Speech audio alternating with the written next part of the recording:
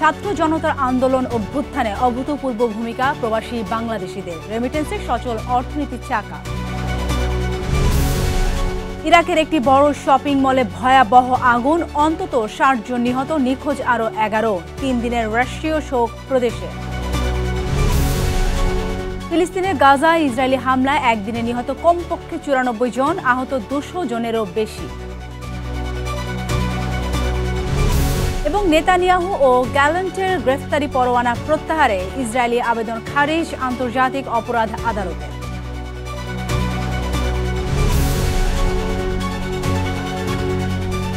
বিশ্বজুড়ে ঘটে যাওয়া দিনে গুরুত্বপূর্ণ ঘটনাবলী নিয়ে আরটিভির নিয়মিত আয়োজন সারাদিনের বিশ্ব। আপনাদের সাথেই আছি আমি সালিহা পারভিন সাথী।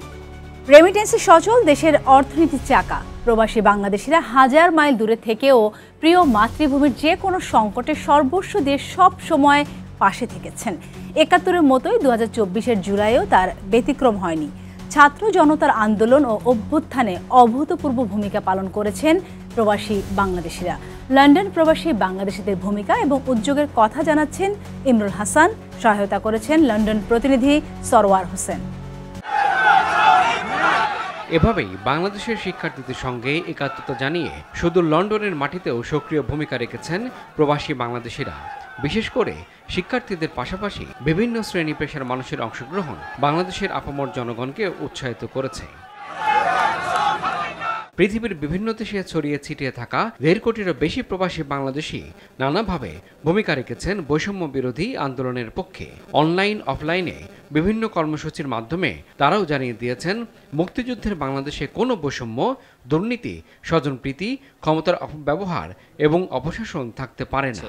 তারা যদি জীবন দিতে পারে, আমরা কেন লন্ডনে থেকে মানুষের জন্য কিছু করতে পারবো না? এবং আমাদের সাথে আরও বহির্বিশ্বের, যেমন আমি যদি ফিওনা আলী, একজন one of the most popular activist, সেও আমাদের সাথে একত্রতা প্রকাশ করে। পরবর্তীতে বাংলাদেশের রেমিটেন্স শাটডাউনের জন্য একটা ইম্পর্টেন্ট ভূমিকা পালন করে।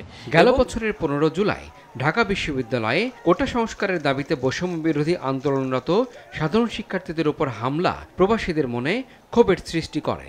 সামাজিক যোগাযোগ মাধ্যমে প্রবাসীরা পৃথিবীর বিভিন্ন প্রান্ত থেকে প্রতিবাদ জানান।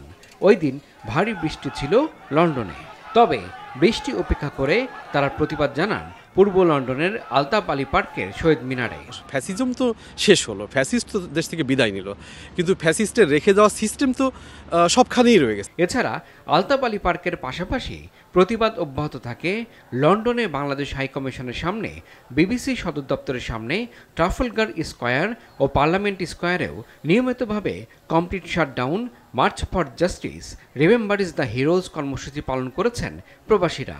এছাড়া অক্সফোর্ড বিশ্ববিদ্যালয়, ক্যামব্রিজ বিশ্ববিদ্যালয়, স্পোর্টস মাউথ বিশ্ববিদ্যালয় সহ যুক্তরাজ্যের অনেক বিশ্ববিদ্যালয়ের শিক্ষার্থীরাও প্রতিবাদ জানান। আর এভাবেই ইতিহাসে সাক্ষী হলেন যুক্তরাজ্য প্রবাসী বাংলাদেশিরাও। ইমরুল হাসান, আরটিভি। ইরাকের পূর্বাঞ্চলীয় কুদ শহরে একটি হাইপার মার্কেটে ভয়াবহ অগ্নিকাণ্ডে অন্তত ৬০ জনের মৃত্যু হয়েছে। এখনও নিখোঁজ রয়েছে আরও ১১ জন। আগুন নিয়ন্ত্রণে প্রাণপণ চেষ্টা চালিয়ে যাচ্ছে দমকল কর্মীরা। দুর্ঘটনার কারণ বের করতে সুষ্ঠু তদন্তের নির্দেশ দিয়েছেন দেশটির প্রধানমন্ত্রী শিয়া আল সুদানি। দ্রুতই তদন্তের ফলাফল জানানোর আশ্বাস দিয়েছেন অঞ্চলটির গভর্নর মোহাম্মদ আল মিয়াহি। বিস্তারিত জানাচ্ছেন বিনিয়ামিন। ইরাকের কুদ শহরের একটি শপিং মলে বুধবার রাতে হঠাৎ আগুন লেগে যায়। এর কিছুক্ষণের মধ্যেই তা ছড়িয়ে পড়ে পুরো ভবনে। আগুনে ভস্মীভূত হয় ৫তলা ভবনটি। এ সময় ভবনের ভেতরে আটকে পড়ে বহু মানুষ। মাত্র ৫ দিন আগে ভবনটি উদ্বোধন করা হয়েছিল। ভবনের বিভিন্ন তলায় ছড়িয়ে পড়া আগুন নিয়ন্ত্রণে চেষ্টা চালায় দমকল বাহিনী। একই সঙ্গে চলে উদ্ধার কাজও। ইতোমধ্যেই বেশ কয়েকজনকে উদ্ধার করতে সক্ষম হয়েছে তারা। জীবিতদের পাশাপাশি মরদেহ উদ্ধার করে উদ্ধারকর্মীরা। এর মধ্যে ৫৯ জনের মরদেহ শনাক্ত করেছে দেশটির স্বাস্থ্য বিভাগ ও পুলিশ। তবে অতিরিক্ত ঝলসে যাওয়ায় বেশ কয়েকজনের মরদেহ শনাক্ত করা কঠিন হয়ে পড়েছে। ঘটনাস্থল থেকে আহতদের উদ্ধার করে হাসপাতালে নিয়ে যাওয়া হয়। স্থানীয় কর্মকর্তারা জানান, এখনও অনেক মরদেহ ধ্বংসস্তূপের নিচে আটকে আছে। ভয়াবহ এই অগ্নিকাণ্ডের কারণ তদন্ত করে ৪৮ ঘন্টার মধ্যে প্রতিবেদন দেওয়ার কথা জানান দেশটির ওয়াসিদ প্রদেশের গভর্নর মোহাম্মদ আল মিয়াহি। এছাড়া ভবন এবং শপিং মলের মালিকের বিরুদ্ধেও মামলা হয়েছে। এ ঘটনায় ৩ দিনের শোক ঘোষণা করেছে ইরাক। নিহতদের পরিবারের প্রতি সমবেদনা জানিয়ে প্রাদেশিক সরকারকে সুষ্ঠু তদন্তের নির্দেশ দিয়েছেন দেশটির প্রধানমন্ত্রী শিয়া আল সুদানি। বিনয়ামিন, RTV। ফিলিস্তিনের গাজা উপত্যকায় ইসরায়েলি বাহিনীর লাগাতার হামলা চলছেই। বুধবার উপত্যকাটির বিভিন্ন প্রান্তে ইসরায়েলি হামলায় নিহত হয়েছেন কমপক্ষে ৯৪ জন, আহত ২০০ জনেরও বেশি।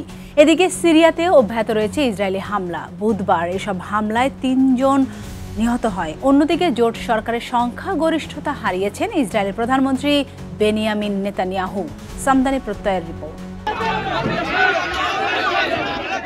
এক মুঠো ত্রাণের জন্য যেখানেই যাচ্ছে গাজা উপত্যকার বাসিন্দারা, সেখানেই নেমে আসছে ইসরায়েলি বিভীষিকা। ত্রাণ কেন্দ্রে আসা ফিলিস্তিনিদের ওপর প্রতিনিয়ত গুলি করছে ইসরায়েলি সেনারা। পাশাপাশি অব্যাহত আছে বিমান ও ড্রোন হামলাও।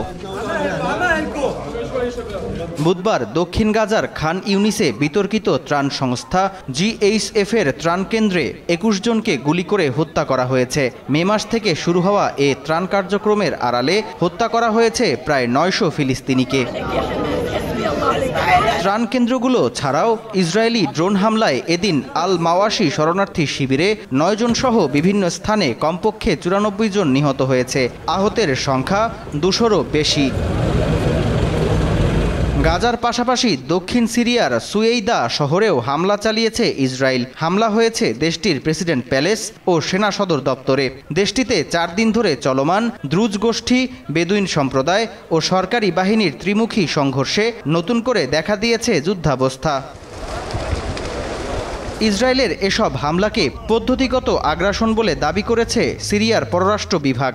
এছাড়া হামলা প্রতিহতে আন্তর্জাতিক মহলের পদক্ষেপ আহ্বান করেছে আহমেদ আল শারার বিপ্লবী সরকার। তবে দ্রুজ সম্প্রদায়কে রক্ষায় ইসরায়েল বদ্ধপরিকর বলে জানিয়েছে তেল আবিব।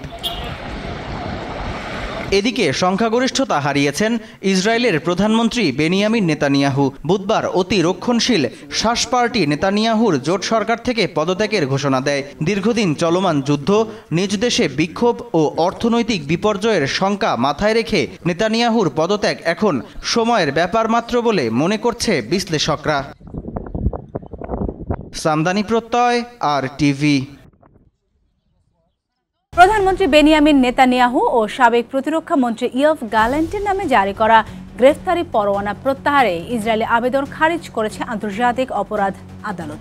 বুধবার ICCর ওয়েবসাইটে প্রকাশিত রায়ে বলা হয়, গাজায় যুদ্ধ অপরাধের অভিযোগে চলমান তদন্ত স্থগিত করার আবেদনও বাতিল করা হয়েছে। ২০২৩ সালে গাজায় সংগঠিত মানবতা বিরোধী অপরাধ ও যুদ্ধাপরাধের অভিযোগে নেতানিয়াহু ও গ্যালেন্টের বিরুদ্ধে গ্রেফতারি পরোয়ানা জারি করে ICC। এর আগে ইসরায়েলের পক্ষ থেকে বিচারের এখতিয়ার নিয়ে প্রশ্ন তোলা হয়েছিল। তবে পরবর্তী সিদ্ধান্ত পর্যন্ত পরোয়ানাগুলো বহাল থাকবে বলে জানিয়েছে আন্তর্জাতিক অপরাধ আদালত।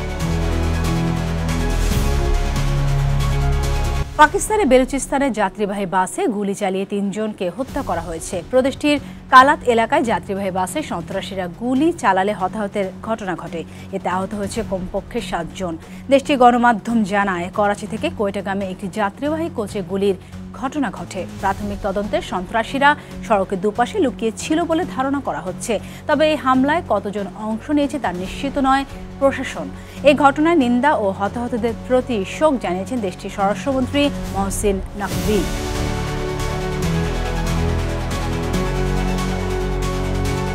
প্রতিশ্রুতি ৬ বছর পেরিয়ে গেলেও পূর্ণ রাজ্যের স্বীকৃতি পাচ্ছে না জম্মু ও কাশ্মীর। ভারত শাসিত জম্মু ও কাশ্মীর অঞ্চলে পূর্ণ রাজ্যের মর্যাদা ফেরতের দাবি জানিয়ে প্রধানমন্ত্রী নরেন্দ্র মোদীকে চিঠি দিয়েছেন লোকসভা ও রাজ্যসভার বিরোধী নেতা রাহুল গান্ধী ও মল্লিকার্জুন খাড়গে। সংসদের বর্ষাকালীন অধিবেশনে এই সংক্রান্ত আইন পাশের দাবি জানানো হয় চিঠিতে। আগামী ২১ জুলাই শুরু হবে এই অধিবেশন। এদিকে বিরোধী নেতাদের এমন উদ্যোগে কৃতজ্ঞতা জানিয়েছেন অঞ্চলটির মুখ্যমন্ত্রী ওমর আবদুল্লাহ। 2019 সালে দ্বিতীয়বার ক্ষমতায় এসে জম্মু ও কাশ্মীর রাজ্যকে ভেঙে দুটি কেন্দ্রশাসিত অঞ্চল গঠন করে মোদী সরকার। এরপর বেশ কয়েকবার সুপ্রিম কোর্ট ও কেন্দ্র থেকে রাজ্যের মর্যাদা ফিরিয়ে দেওয়ার কথা জানালেও এ পর্যন্ত তেমন কোনো পদক্ষেপ নেয়নি মোদী প্রশাসন।